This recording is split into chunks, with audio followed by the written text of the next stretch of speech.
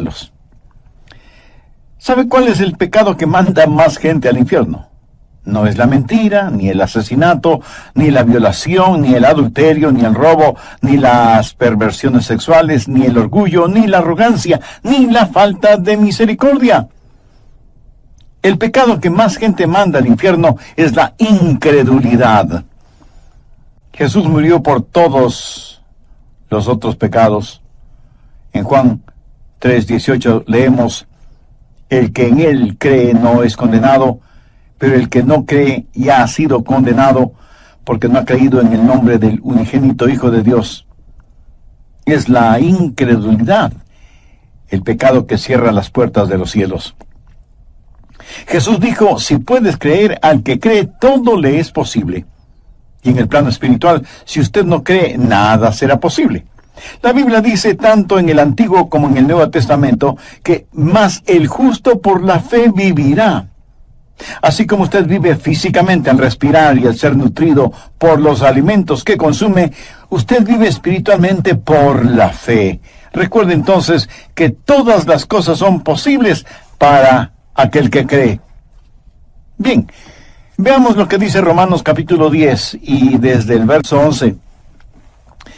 Pues la Escritura dice: todo aquel que en él creyere no será avergonzado, porque no hay diferencia entre judío y griego, pues el mismo que es Señor de todos es rico para con los que le invocan, porque todo aquel que invocare el nombre del Señor será salvo. ¿Cómo pues invocarán a aquel en el cual no han creído? ¿Y cómo creerán en aquel de quien no han oído? ¿Y cómo oirán sin haber quien les predique?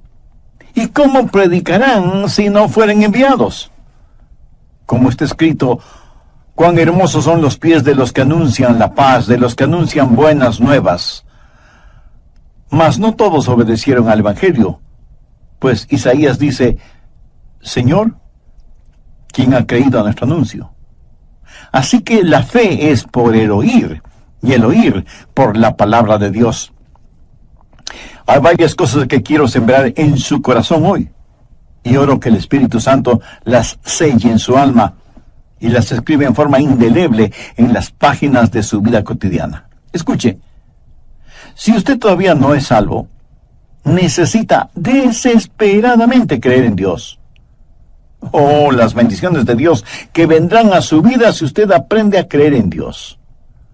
Ore creyendo y recibirá. Ore dudando y nada tendrá.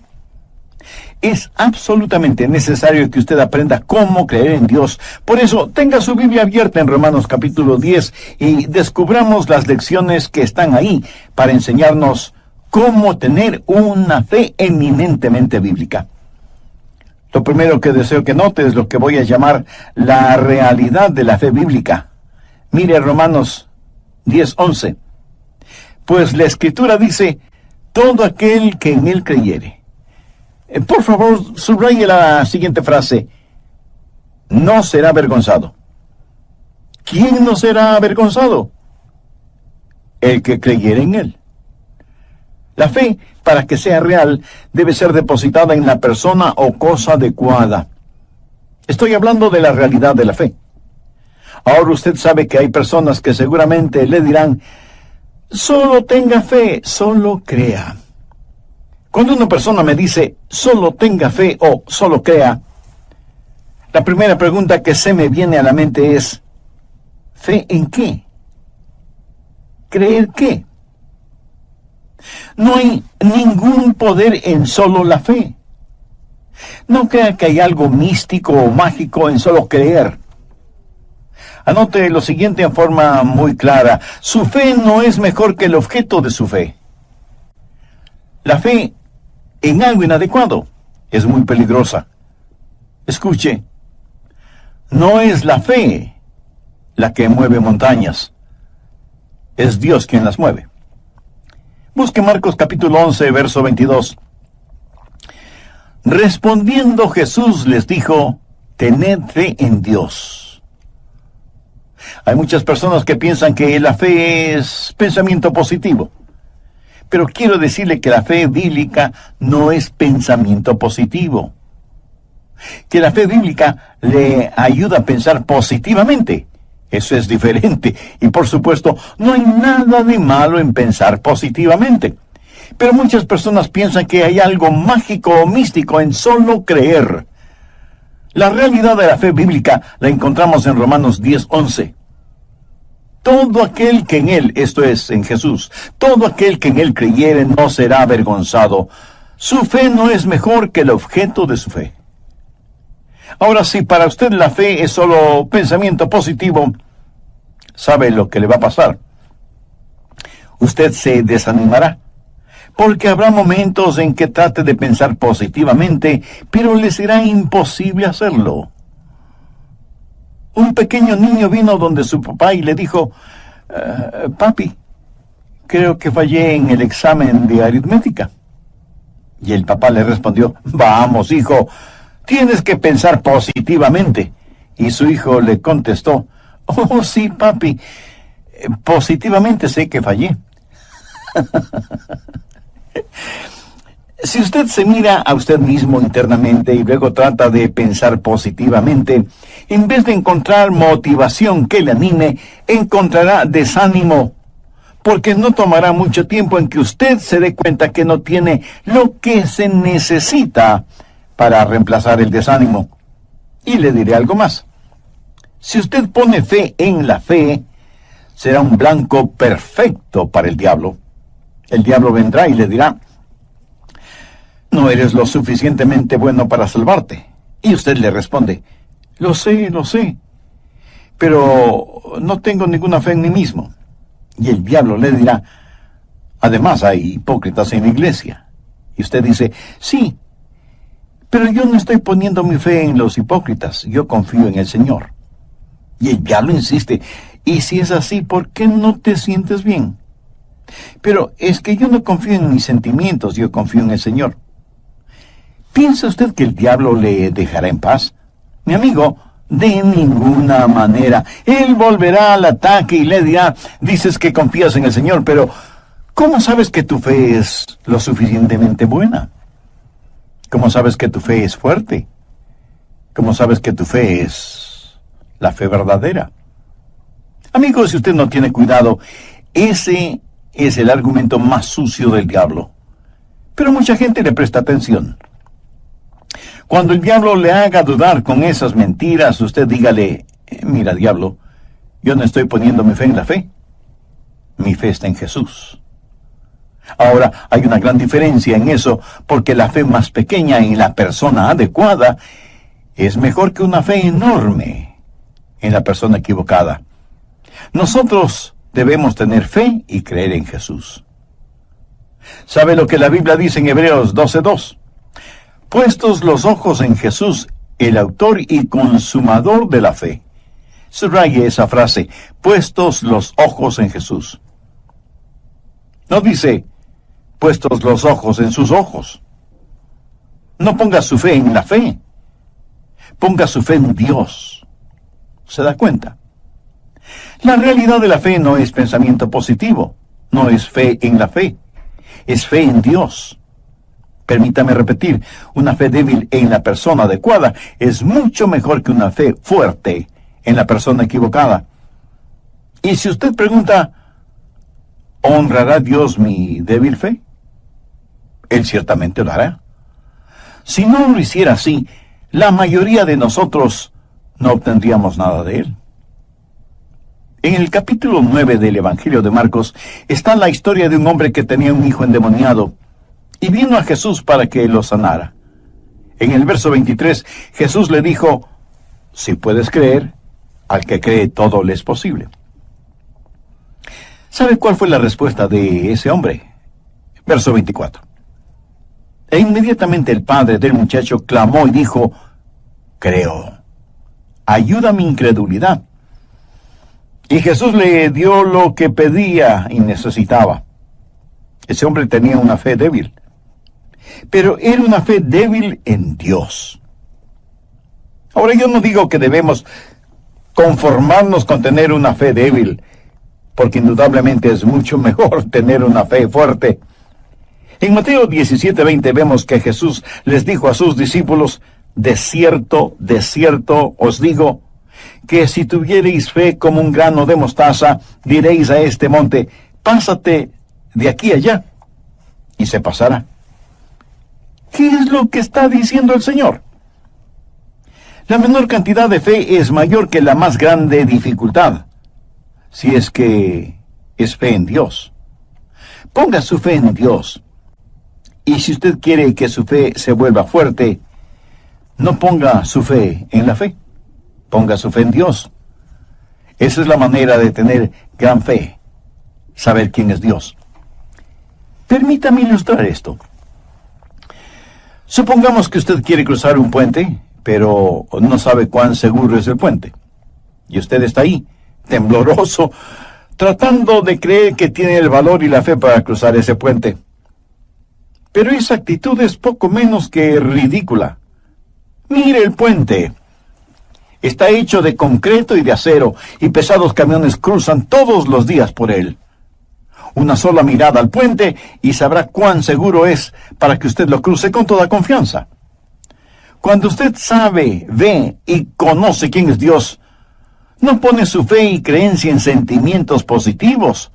No pone su fe en la fe, usted pone su fe en Dios, y su fe crecerá. Hace ya algunos años, en la parte norte de los Estados Unidos, donde nace el río Mississippi, durante el invierno, el río se congela. Hubo un hombre que, en vez de cruzar el puente sobre el río, decidió ahorrar camino y cruzar caminando sobre el hielo del río congelado. No vio a nadie más haciendo lo que él iba a hacer, pero parecía que la capa de hielo era lo bastante gruesa como para sostenerle, y comenzó a caminar sobre el hielo. Y estando más o menos a mitad de camino, se dijo, creo que no debía hacer esto. A lo mejor el hielo no sostenga mi peso. Si se rompe el hielo y caigo, nunca nadie sabrá lo que me pasó. ¡Qué tonto soy! ¿Qué hago aquí?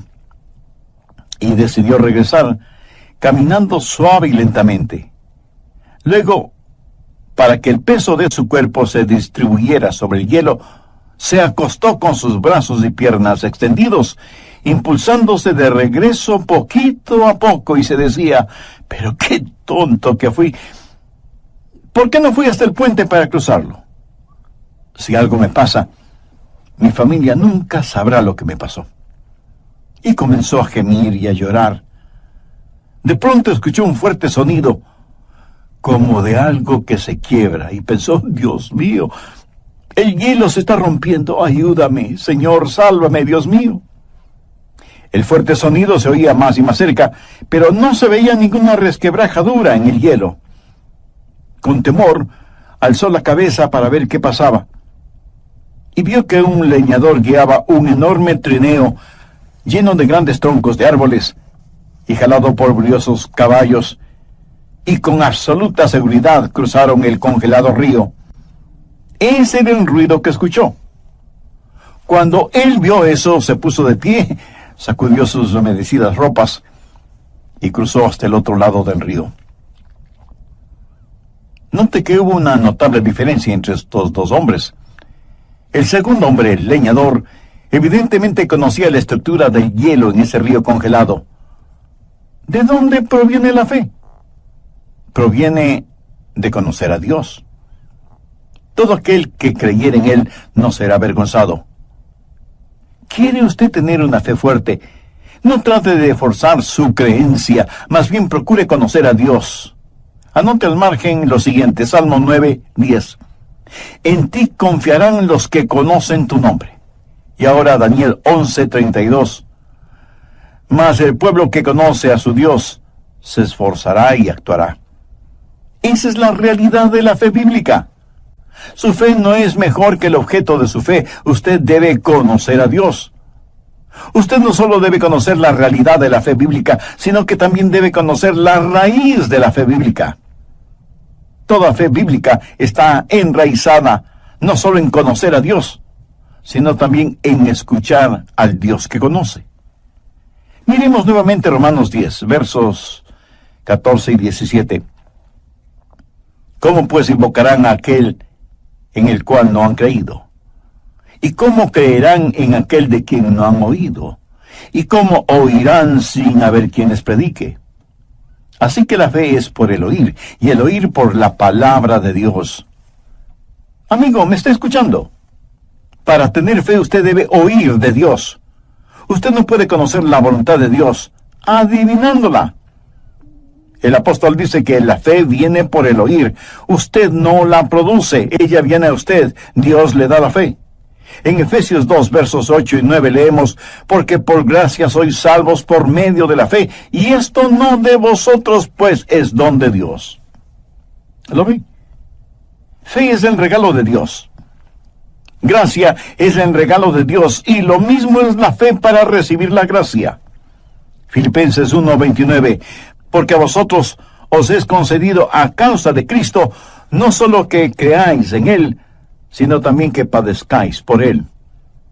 Este verso nos dice dos cosas, y voy a escoger una de ellas. La fe nos es dada para creer, y Dios es el dador de la fe. Nadie puede creer en Dios a menos que Dios le capacite para hacerlo. ¿Y cómo Dios le capacita para que crea? Por medio de su palabra. La fe viene por el oír, y el oír por la palabra de Dios.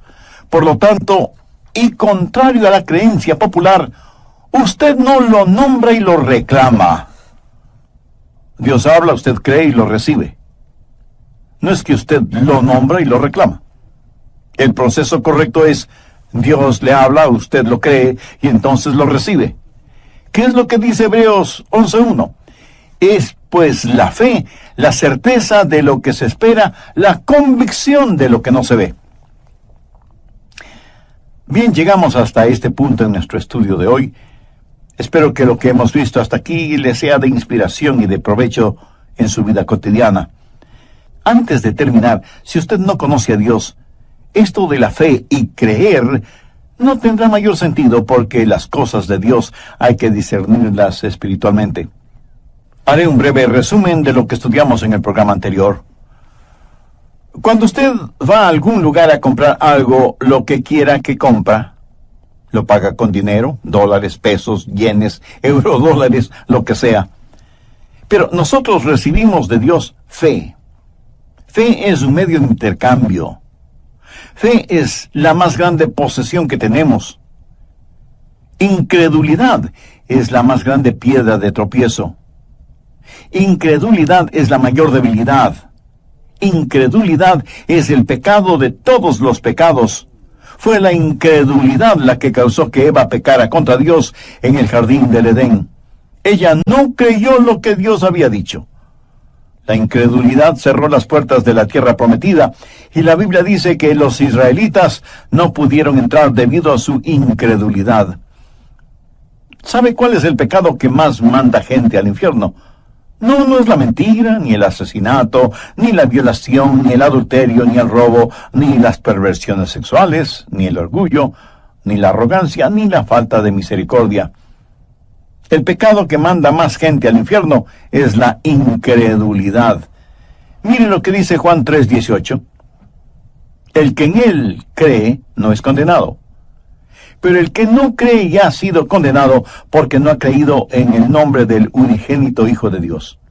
Es la incredulidad, el pecado que cierra las puertas de los cielos.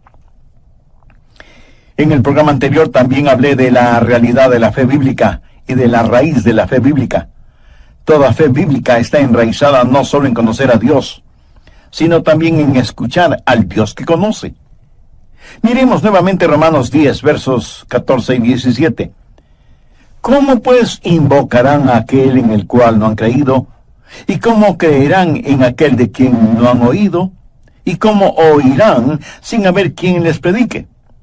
Así que la fe es por el oír, y el oír por la palabra de Dios. Amigo, ¿me está escuchando? Para tener fe, usted debe oír de Dios.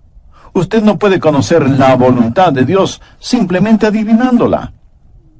El apóstol dice que la fe viene por el oír. Usted no la produce, ella viene a usted. Dios le da fe.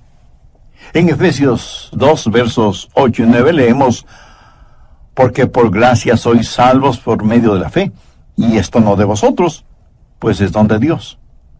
¿Lo ve? Fe es el regalo de Dios. Gracia es el regalo de Dios. Y lo mismo es la fe para recibir la gracia. Filipenses 1:29. Porque a vosotros os es concedido a causa de Cristo, no solo que creáis en Él, sino también que padezcáis por Él. Este verso dice dos cosas, y voy a escoger una de ellas.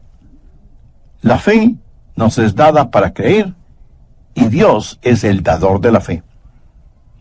Nadie puede creer en Dios a menos...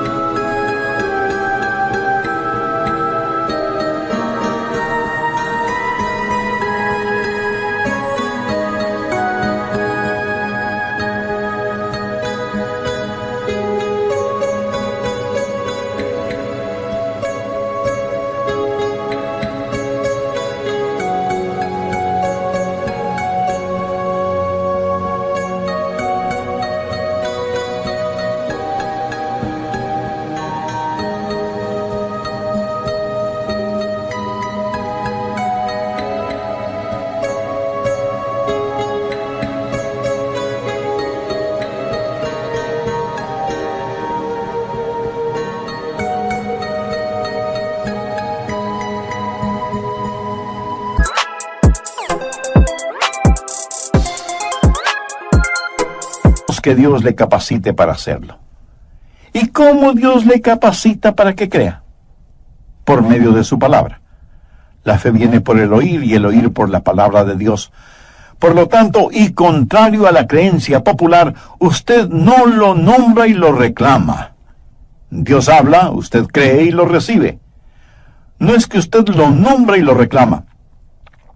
El proceso correcto es, Dios le habla, usted lo cree, y entonces lo recibe. ¿Qué es lo que dice Hebreos 11:1? Es pues la fe, la certeza de lo que se espera, la convicción de lo que no se ve. La palabra esperar significa un deseo intenso, profundo, aunque en nuestros días significa tal vez. Pero en la Biblia no tiene ese significado. Por favor, escúcheme. Esperar en la Biblia significa una seguridad sólida como la roca basada en las promesas de Dios. Eso es lo que se espera. Significa seguridad mezclada con anticipación. Por eso es que la Biblia, cuando se refiere a la segunda venida del Señor, la identifica como la bendita esperanza. ¿Cómo lo sabemos? Porque Dios lo dice. Jesús no ha regresado todavía, pero Él vendrá, Él vendrá.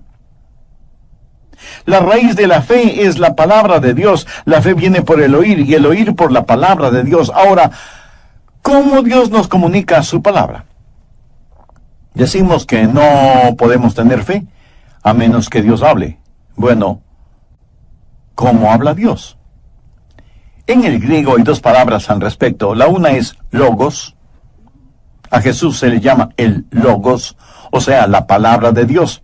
Y decimos que la Biblia es la palabra del Dios viviente. Jesús es el logos. La Biblia es el logos. Eso significa la revelación de Dios dada en Cristo, revelada en la Biblia. Pero hay otra palabra para palabra, ramá. Y esa es la palabra usada en Romanos 10:17. La fe es por el oír, y el oír por la palabra de Dios.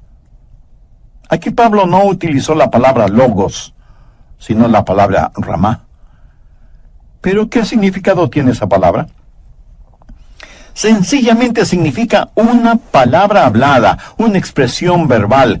Creo que podríamos llamarla una palabra de la palabra.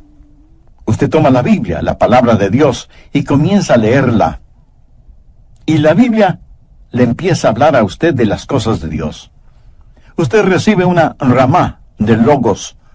Recibe una expresión de Dios, y Dios le habla a su corazón y a su mente, y usted escucha a Dios. Usted tiene que escuchar a Dios. Para que usted tenga fe, no necesita escucharme a mí. Usted tiene que saber escuchar a Dios. Todo lo que yo puedo hacer es transmitir el mensaje, pero Dios es el dueño y autor de ese mensaje. Mire el verso 14. ¿Cómo pues invocarán a aquel en el cual no han creído?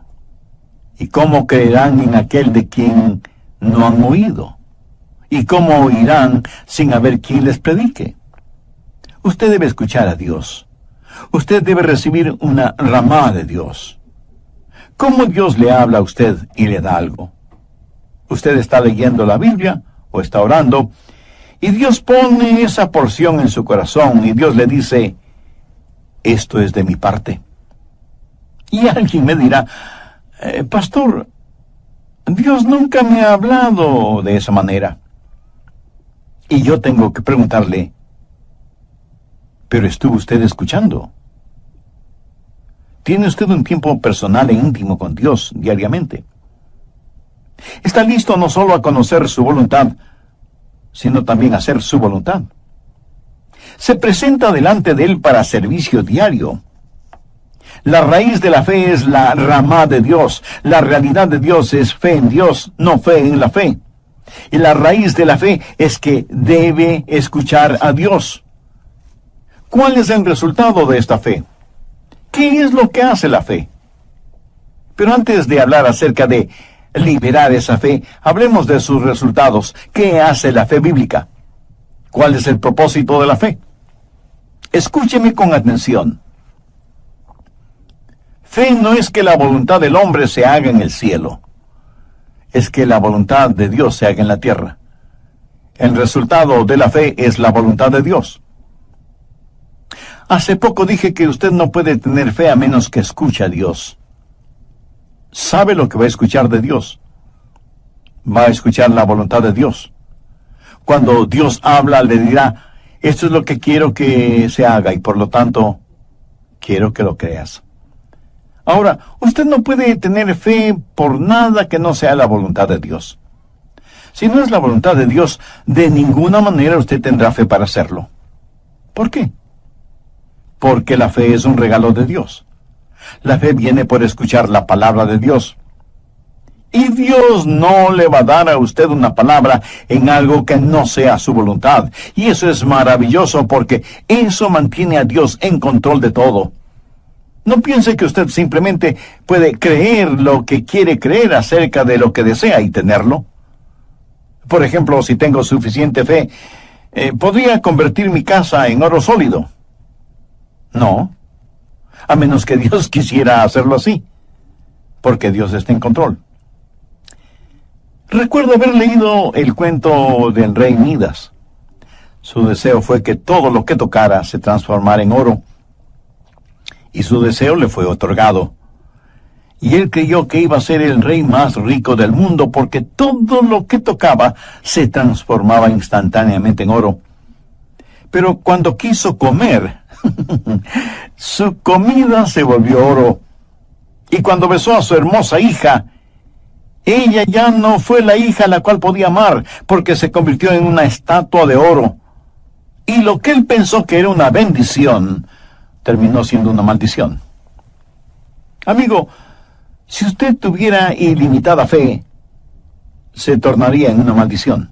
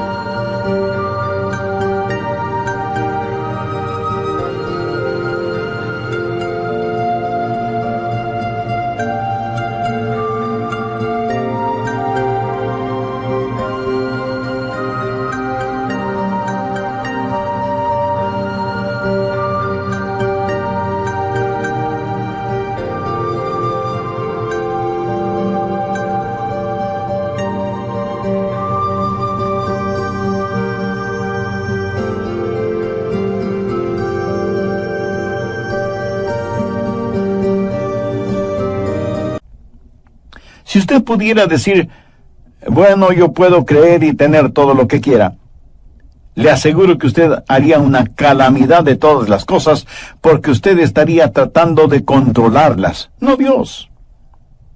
El resultado de la fe es que la voluntad que tiene el privilegio de hacer. Por favor, busque 1 de Juan 5:14. Y esta es la confianza que tenemos en Él, que si pedimos alguna cosa conforme a su voluntad, Él nos oye. ¿Cuál es la realidad de la fe? Es fe en Dios. ¿Cuál es la raíz de la fe? Escuchar a Dios. ¿Cuál es el resultado de la fe? Es que la voluntad de Dios sea hecha. Ahora, ¿cómo libera esa fe? ¿Qué debe hacer? ¿Cómo la relaciona con su experiencia personal y privada? La verdadera fe es mucho más que únicamente creer. Obedece. Si lo que dice que usted cree no se traduce en acción, en realidad usted no cree. Pero note lo que dice Romanos 10:16, mas no todos obedecieron el Evangelio. Pastor, un momento. Yo pensé que debíamos creer el Evangelio. Sí, así mismo es. Y cuando lo cree, lo obedece. Permítame decirle que fe es el creer traducido en acción. El pastor Rogers, si no puedo creer no es mi culpa, es la culpa de Dios, porque Dios no me ha dado la fe para creer. Usted dijo que nadie puede creer a menos que Dios le hable, y Dios no me ha hablado, por lo tanto no es mi culpa. Mi amigo, tengo algo que decirle. Mire otra vez el verso 16. Mas no todos obedecieron al Evangelio. Pues Isaías dice, Señor, ¿quién ha creído a nuestro anuncio? ¿Lo ve? No todos quienes me escuchan son creyentes. Por eso la fe viene por el oír y el oír por la palabra de Dios. Pero digo, no han oído. Sí, lo oyeron, pero no obedecieron. Pero si Dios habló, ¿por qué no obedecieron? ¿Por qué no creyeron? Miremos el verso 21. Pero acerca de Israel dice, todo el día extendí mis manos a un pueblo rebelde y contradictor. Dios está hablando. Dios le tiene a usted escuchando este programa y Dios le dice, te amo. Pero no todos obedecerán al Evangelio. No todos dejarán en libertad a su fe. Dios extiende sus manos, pero hay gente rebelde y contradictoria. ¿Sabe usted lo que significa la palabra contradecir? No es una palabra muy agradable que digamos, porque significa ser obstinado, contencioso.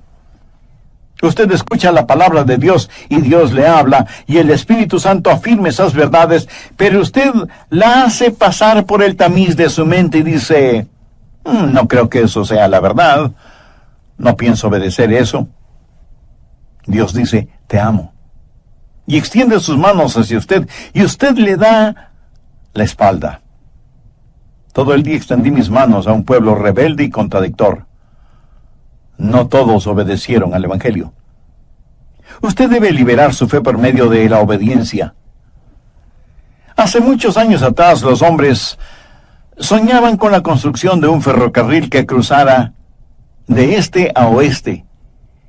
Sería el ferrocarril transcontinental. Comenzaron en el oeste construyendo los rieles. Luego comenzaron la construcción en el este hasta el lugar en donde el este y el oeste se juntaron por medio de ese ferrocarril.